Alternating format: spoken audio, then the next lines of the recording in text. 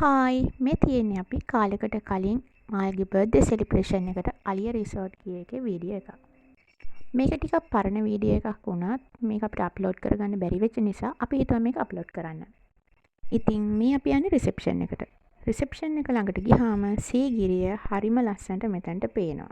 ඒ වගේම මේකේ තියෙන ඉන්ෆිනිටි පූල් එකත් එක්ක සීගිරි වීව් එක මාරම ලස්සනයි.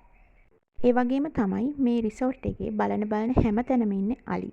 අලි වැටක් තිබුණා, ඒ වගේම අලි හිටියා. කොටින්ම කියනවා නම් යතුරේ ඉඳන්ම හැමදේම තියෙන්නේ අලි වගේ තමයි හදලා තියෙන්නේ. ඉතින් අලින්ට කැමති අයට නම් මෙතන හොඳම හොඳ තැනක්. ෆොටෝ ලොකේෂන්ස් නම් ගොඩාක් තිබුණා. මේ තියෙන අපේ රූම් ටුවර් එක.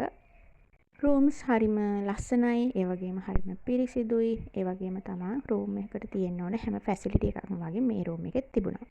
රූම් එක ඇතුළෙත් හැමදේම ඩෙකොරේට් කරලා තිබුණේ අලියා තීම් එකටමයි. ඉතින් හරිම ලස්සනයි. මේ තියෙන්නේ අපේ view එක. නිදහසේ ඉන්න, ඒ වගේම ගහකොළ වලට ආදරය කරන තැන හොයනවා නම් මෙතන තමයි හොඳම තැන. අපි ගියේ මාල්ගේ බර්ත්ඩේ සෙලිබ්‍රේෂන් එකට නිසා බර්ත්ඩේ ඩෙකොරේෂන්ස් ලස්සනට තිබුණා. වීඩියෝ එකේ නැති වුණත් අපිට බර්ත්ඩේ කේක් එකකුත් තිබුණා.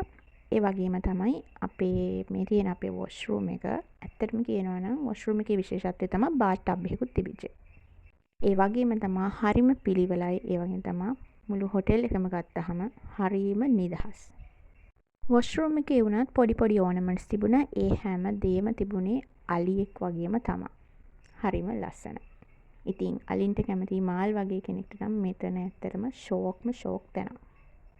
මේ හොටෙල් එකේ කරන්න ඇක්ටිවිටිස් ගොඩක් තියෙනවා, වගේම තමයි බලන්න තැනුත් ගොඩක් තියෙනවා. මේත් ඒ වගේ තැනක් තමයි. මේ පැඩි මියුසියම් එකේට එහා පැත්තේ පොඩි වෙලකුත් තිබුණා. ඇත්තටම කියනවා නම් ගොවිතැන සම්බන්ධව, වී ගොවිතැන සම්බන්ධව හැම දේම වගේ මෙතන තිබුණා. අපි නොදන්න ගොඩාක් දේවල් වගේම නොදැකපු ගොඩාක් දේවලුත් අපි මේකෙන් බලාගත්තා. අපිට මේක රෙකෝඩ් කරගන්න බැරි වුණත් මෙහි කෑම නම් හරිම රසයි. ඒකත් විශේෂයෙන්ම කියන්න ඕනේ.